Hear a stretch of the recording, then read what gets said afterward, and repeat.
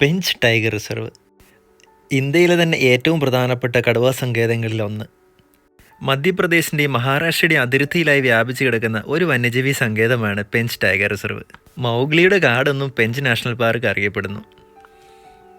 വിവിധ തരത്തിലുള്ള സസ്യങ്ങളും മൃഗങ്ങളും പക്ഷികളാലും അങ്ങനെ കാടിനെ സ്നേഹിക്കുന്നവർ തീർച്ചയായും പോകേണ്ട ഒരു വന്യജീവി സങ്കേതം. പെഞ്ച് ടൈഗർ റിസർവിലെ മോർണിംഗ് സഫാരിയുടെയും ഈവനിങ് സഫാരിയുടെയും വിശേഷങ്ങളാണ് ഈ വീഡിയോയിൽ.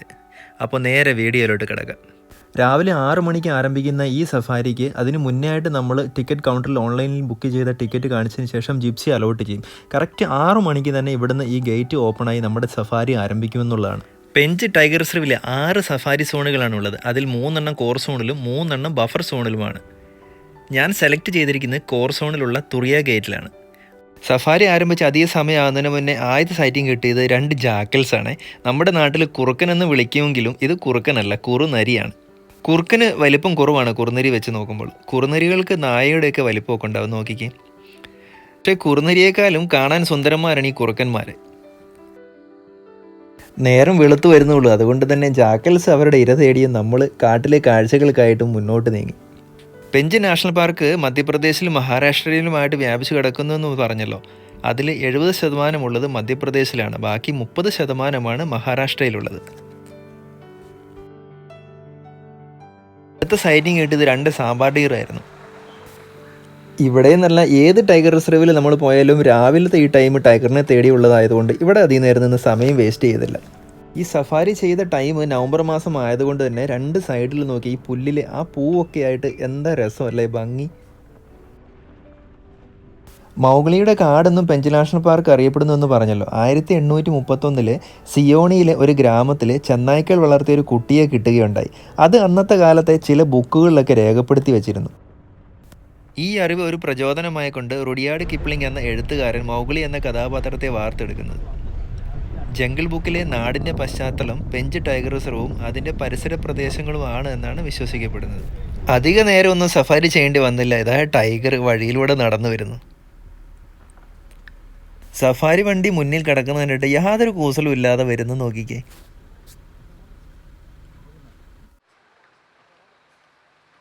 എന്താണെങ്കിലും രാവിലത്തെ സൈറ്റിംഗ് കൊള്ളാം. ഹെഡ് ഓൺ ടൈഗറിൻ്റെ വരവ് നോക്കിക്കേ, എന്താ ഗാംഭീര്യം.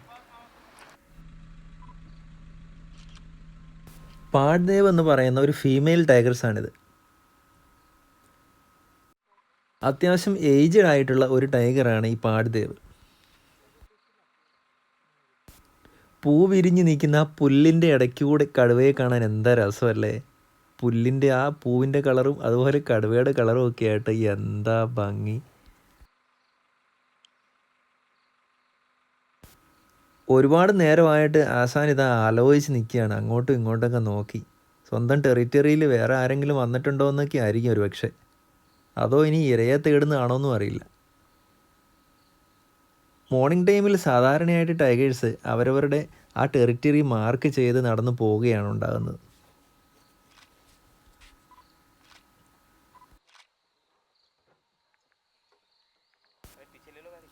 കടുവയ്ക്ക് എന്ത് ജിപ്സി. സഫാരി വണ്ടിയുടെ തൊട്ട് മുന്നിലൂടെ ഇതാ റോഡ് ക്രോസ് ചെയ്ത് പോകുന്നു, നോക്കിക്ക്. സഫാരി വാഹനത്തിലൂടെ ചേർന്നായിരുന്നു പോക്ക്.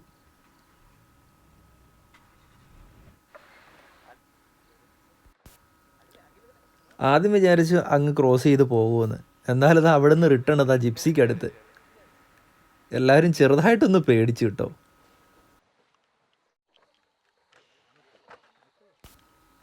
എൻ്റെ പൊന്നെ നോക്കിക്ക്, അത്ര പിടിച്ചില്ലെന്ന് തോന്നുന്നു.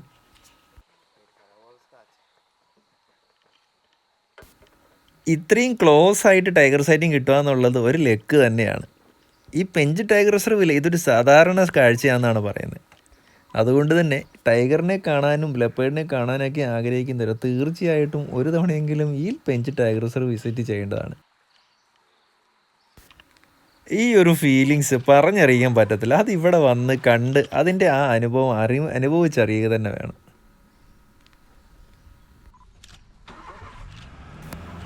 പൂച്ച കുടുംബത്തിലെ ഏറ്റവും വലിയ ആളാണ് ഈ ടൈഗർ. ഒരു ഫീമെയിൽ ടൈഗറിന് ഏകദേശം 200 കിലോയോളം ഭാരമുണ്ടാവും. എന്നാൽ ടൈഗറിൻ്റെ ശരീരഭാരത്തിന് ഇരട്ടിയിലധികം വലുപ്പമുള്ള ഇരകളെ പൊതുവെ പിടിച്ച് ഇവർ ഈസി ആയിട്ട് വലിച്ചിഴിച്ച് കൊണ്ടുപോകാറുണ്ട്. അപ്പം കടുവയുടെ ശക്തി ഒന്ന് ആലോചിച്ച് നോക്കിക്കേ. ഒരു ഫീമെയിൽ ടൈഗേഴ്സിൻ്റെ ടെറിറ്ററി ഏരിയ വരുന്നത് 25-30 കിലോമീറ്ററിൻ്റെ ഉള്ളിലാണ്.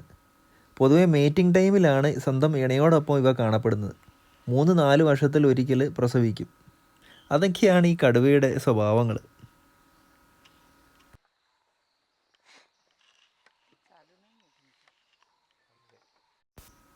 ടൈഗറിന് എന്ത് സഫാരി വാഹനം വന്ന്, എത്രയോ സഫാരി വാഹനം വന്നിട്ടും അതൊന്നും ഒരു കൂസലും കൂടാണ്ട് റോഡ് ക്രോസ് ചെയ്ത് റോഡിൻ്റെ സൈഡിൽ കൂടെ വീണ്ടും ഇതാ റോഡിലോട്ട് കയറുകയാണ്.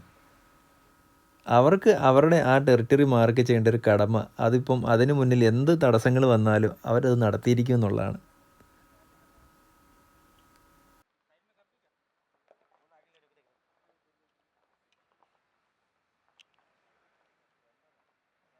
ടൈഗർ അവൻ്റെ പ്രാഥമിക കാര്യങ്ങളൊക്കെ നിർവഹിച്ചത് മുന്നോട്ട് വീണ്ടും ടെറിട്ടറി മാർക്കിങ് ചെയ്യാനായിട്ട് നടന്നു.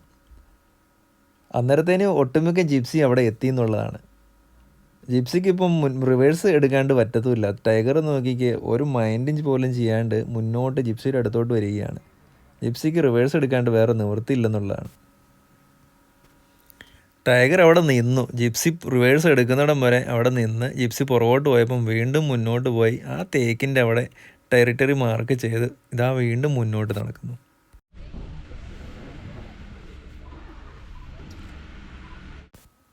ഒന്നും പറയാനില്ല. എല്ലാവർക്കും ആവശ്യത്തിൽ അധികം സൈറ്റിങ് കിട്ടിയെന്ന് പറയാൻ വേണമെങ്കിൽ. ഒരുപക്ഷെ ടൈഗറിന് പുറകിൽ ആ ജിപ്സി അങ്ങനെ കിടക്കുന്നത് കണ്ടതുകൊണ്ടായിരിക്കാം ആ വഴി മാറി ഇതാ കാടിന് ഉള്ളിലോട്ട് നീങ്ങി. എന്താണേലും രാവിലത്തെ സൈറ്റിങ് പൊളിയായിരുന്നു. ആരും ടൈഗറിനെ കണ്ടില്ലെന്ന് പറയില്ല. ഇതുപോലെ ടൈഗർ സൈറ്റിങ് കിട്ടുക എന്നുള്ളതും അപൂർവമാണ്.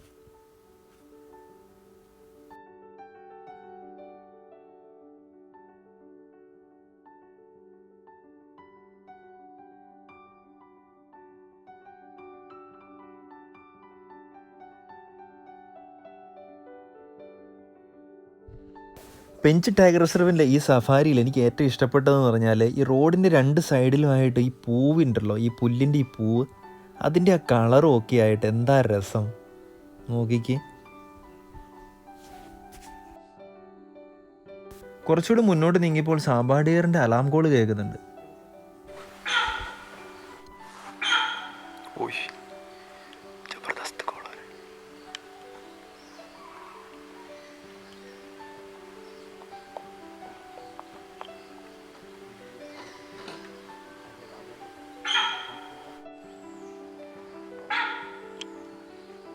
കുറേ നേരത്തെ സാമ്പാടിയറിൻ്റെ അലാം കോളൊക്കെ കേട്ടെങ്കിലും ടൈഗറിൻ്റെ മൂവ്മെൻറ്റ്സ് ഒന്നും നമുക്കവിടെ കിട്ടിയില്ലേ. സ്വാസ്തിക് എന്ന് പറയുന്ന മെയിൽ ടൈഗറിൻ്റെ ഏരിയ ആണെന്നാണ് പറഞ്ഞത്.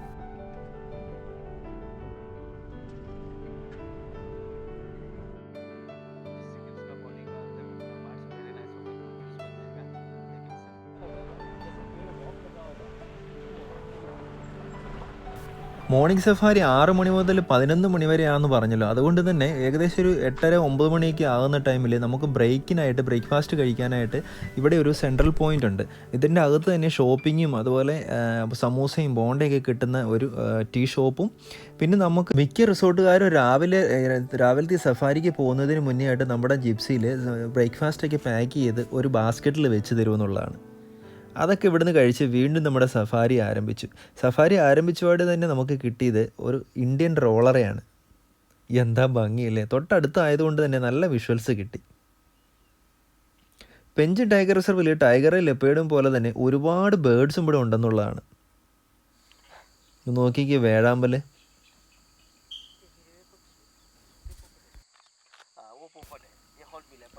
ഇന്ത്യൻ ഗ്രേ ഹോൺബില്ല്,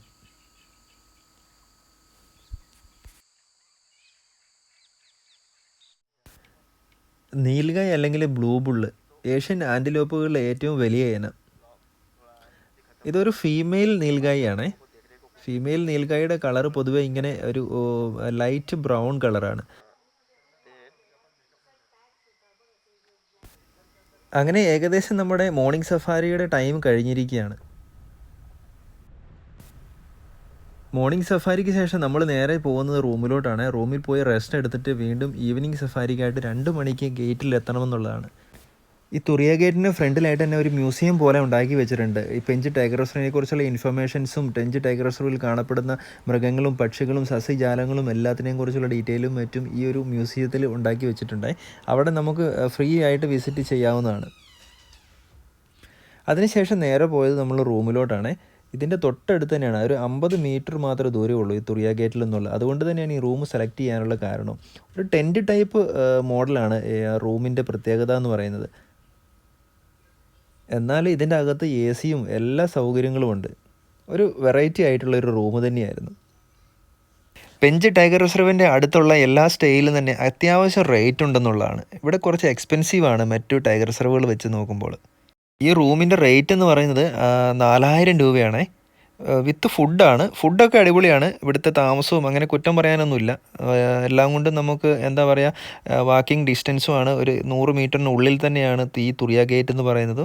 വിത്ത് ഫുഡുമാണ്. ബാക്കിയുള്ള AC അങ്ങനെയുള്ള എല്ലാ സൗകര്യങ്ങളും ഉണ്ട്. അത് വെച്ച് നോക്കുമ്പോൾ നമുക്ക് എന്താ പറയുക, എക്സ്പെൻസീവ് ആണ്, എന്നാലും ഓക്കെയാണെന്ന് പറയാം. ബാക്കിയുള്ള സ്ഥലങ്ങൾ വെച്ച് നോക്കുമ്പോൾ ഇതിൻ്റെ തൊട്ടടുത്തുള്ള റിസോർട്ടുകളിലും മറ്റും 6000-7000 രൂപയ്ക്കാണ്. അങ്ങനെ റൂമിൽ പോയിട്ട് ഭക്ഷണമൊക്കെ കഴിച്ച് റെസ്റ്റ് ചെയ്ത് വീണ്ടും ഈവനിങ് സഫാരിക്കായിട്ട് ഇറങ്ങി.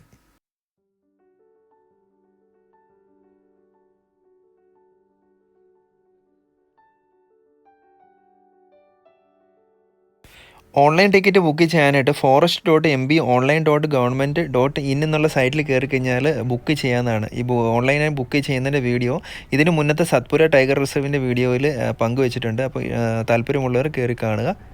അങ്ങനെ ഈവനിങ് സഫാരിയിൽ നമുക്ക് ആദ്യത്തെ സൈറ്റിംഗ് കിട്ടിയ സ്പോട്ടഡ് ഡിയർ ആണ്.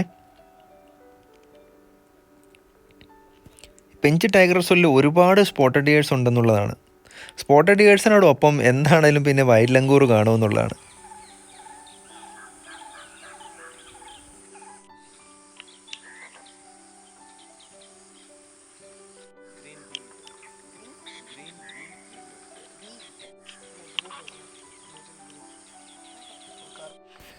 നല്ല കൊമ്പുള്ള സാമ്പാടിയർ ഇപ്പോഴാണൊന്ന് കിട്ടിയത്. ആ പുല്ലിൻ്റെ ആ പൂവിൻ്റെ ഇടയ്ക്ക് കൂടെ കാണാൻ എന്താ രസമല്ലേ.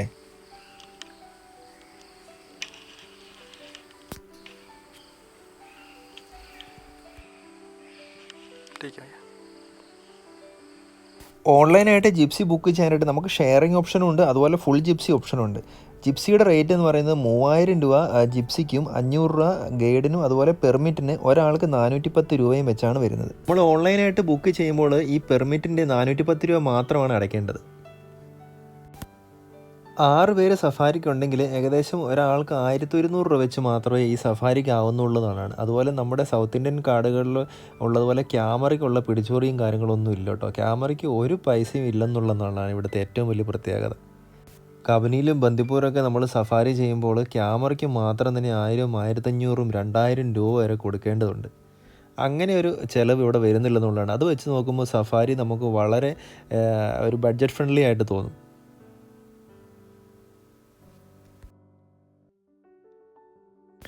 നോക്കിക്ക് ഇത്രയും വലിയ ആ കൊമ്പുള്ള മാനിൻ്റെ അഴക് എന്താ രസമല്ലേ. പെഞ്ച് ടൈഗർ റിസർവിലോട്ട് വരാനായിട്ട് നിയറസ്റ്റ് റെയിൽവേ സ്റ്റേഷനായിട്ട് വരുന്നത് നാഗ്പൂർ, ജബൽപൂർ, അതുപോലെ സിയോണി എന്നീ 3 റെയിൽവേ സ്റ്റേഷനാണ് പ്രധാനമായിട്ടും വരുന്നത്. നാഗ്പൂരിൽ നിന്നും ഏകദേശം 130 കിലോമീറ്ററാണ് വരുന്നത്. അതേസമയം ജബൽപൂരിൽ നിന്നാണെങ്കിൽ 213ഓളം കിലോമീറ്റർ വരുന്നുണ്ട്. സിയോണി ആണെങ്കിൽ വെറും 75 കിലോമീറ്ററിനുള്ളിലാണ് വരുന്നത്. അതുപോലെ തന്നെ എയർപോർട്ട് വരുന്നതെന്ന് പറഞ്ഞു കഴിഞ്ഞാൽ നാഗ്പൂറും ജബൽപൂറുമാണ്.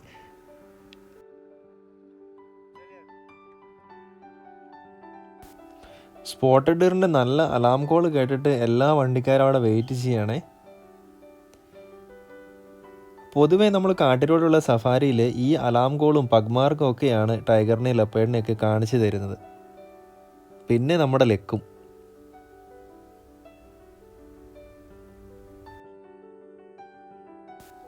കുറച്ച് നേരം വെയിറ്റ് ചെയ്തതിന് ശേഷം നമ്മുടെ യാത്ര മുന്നോട്ട് നീങ്ങി. അങ്ങനെ മുന്നോട്ട് നീങ്ങിയപ്പോൾ റോഡ് ക്രോസ് ചെയ്ത് പോകുന്ന ഇന്ത്യൻ വൈൽഡ് കോറിൻ്റെ ഒരു കൂട്ടത്തെ കാണാനായിട്ട് പറ്റി. പശു കുടുംബത്തിലെ ഏറ്റവും വലിയ ഇനം.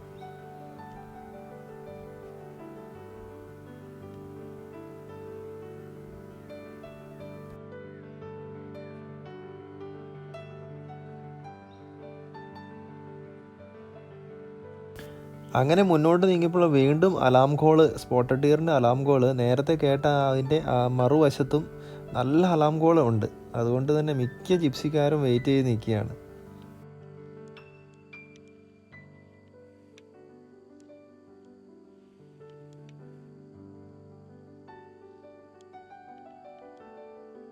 കുറച്ച് നേരം വെയിറ്റ് ചെയ്തതിന് ശേഷം ടൈഗറിൻ്റെ മൂവ്മെൻ്റ് ഒന്നും കിട്ടാത്തതുകൊണ്ട് മുന്നോട്ട് നീങ്ങിയേ. നല്ല പൊടിയാണ്. സഫാരിയിൽ നമ്മൾ വരുമ്പോൾ ടവലോ അല്ലെങ്കിൽ ഇങ്ങനത്തെ എന്തെങ്കിലും എടുക്കുന്നത് നല്ലതായിരിക്കുമേ.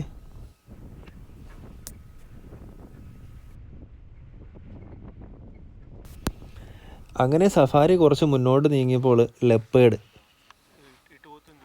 വാവ്, റോഡ് ക്രോസ് ചെയ്ത് പോയതാണ്. നമുക്ക് എന്താണെങ്കിലും റോഡ് ക്രോസ് ചെയ്യുന്നതും കിട്ടിയില്ല. ഇതിന് മുന്നേ വന്ന ജിപ്സിക്കാർക്ക് റോഡ് ക്രോസിങ് കിട്ടി.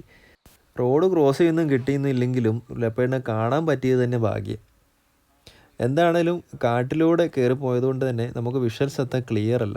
അതുകൊണ്ട് തന്നെ അധികം നേരം ഇവിടെ നിന്നിട്ട് കാര്യമില്ലെന്ന് പറഞ്ഞുകൊണ്ട് തന്നെ വീണ്ടും നമ്മുടെ സഫാരി മുന്നോട്ട് നീങ്ങി. ഈവനിങ് സഫാരിയുടെ സമയം ഏകദേശം കഴിഞ്ഞിരിക്കുകയാണ്. ഈവനിങ് സഫാരിയിൽ നമുക്ക് കാര്യമായ സൈറ്റിങ്ങൊന്നും കിട്ടിയില്ലെങ്കിലും ലെപ്പേഡിനെ കണ്ടു എന്ന് പറയാം. പിന്നെ ടൈഗർ സൈറ്റിങ് നമുക്ക് ആവശ്യത്തിലധികം മോർണിംഗ് കിട്ടിയതുകൊണ്ടായിരിക്കാം ഈവനിങ്ങിലൊന്നും കിട്ടാഞ്ഞത്. എന്താണെങ്കിലും പെഞ്ച് ടൈഗർ റിസർവിലെ കിടിലൻ സഫാരി ആയിരുന്നു കേട്ടോ. കാടിൻ്റെ ഭംഗിയും ലെപ്പേഡും ടൈഗറും ഒക്കെ ആയിട്ട് ഒന്നും പറയണ്ട. കാടിനെ സ്നേഹിക്കുന്നവരും ജീവികളെ കാണാൻ ആഗ്രഹിക്കുന്നവരൊക്കെ ആണെങ്കിൽ തീർച്ചയായിട്ടും വരേണ്ട ഒരു ടൈഗർ റിസർവ് തന്നെയാണ് പെഞ്ച് ടൈഗർ റിസർവ്. അങ്ങനെ ഈവനിങ് സഫാരിക്ക് ശേഷം റൂമിൽ വന്ന് ഫ്രഷ് ആയതിനു ശേഷം ഭക്ഷണമൊക്കെ കഴിച്ച് നാളെ വീണ്ടും മോർണിംഗ് ഈവനിങ് സഫാരിയാണ്. പെഞ്ച് ടൈഗർ റിസർവിലെ സഫാരിയുടെ വിശേഷം കഴിഞ്ഞിട്ടില്ല. ഇനിയും നാളെ മോർണിംഗ് ഈവനിങ് സഫാരി ഉണ്ട്. അതുകൊണ്ട് തന്നെ ആ വീഡിയോ അടുത്ത എപ്പിസോഡായിട്ട് ഇടുന്നതായിരിക്കും.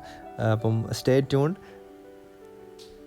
വീഡിയോ ഇഷ്ടമായെങ്കിൽ ലൈക്ക് ചെയ്യാനും സബ്സ്ക്രൈബ് ചെയ്യാനും മറക്കരുത്. ഇതുപോലെ തന്നെ ഇന്ത്യയിലെ പല സംസ്ഥാനങ്ങളിലുള്ള ടൈഗർ റിസർവുകളിലെ വീഡിയോസ് നമ്മുടെ ചാനലിൽ അപ്ലോഡ് ചെയ്തിട്ടുണ്ട്. സത്പുര ടൈഗർ റിസർവിൽ, ബാന്ധവഗഡ് ടൈഗർ റിസർവിലൊക്കെ താല്പര്യമുള്ള കയറി കാണാം. ഇനിയും തടോബ ടൈഗർ റിസർവും അതുപോലെ രന്തൻബോർ അങ്ങനെയുള്ള എല്ലാ ടൈഗർ റിസർവുകളോടുള്ള യാത്രയിലെ വീഡിയോകൾ നമ്മൾ ഷെയർ ചെയ്യുന്നതായിരിക്കും. സപ്പോർട്ട് ചെയ്യുക. Thank you.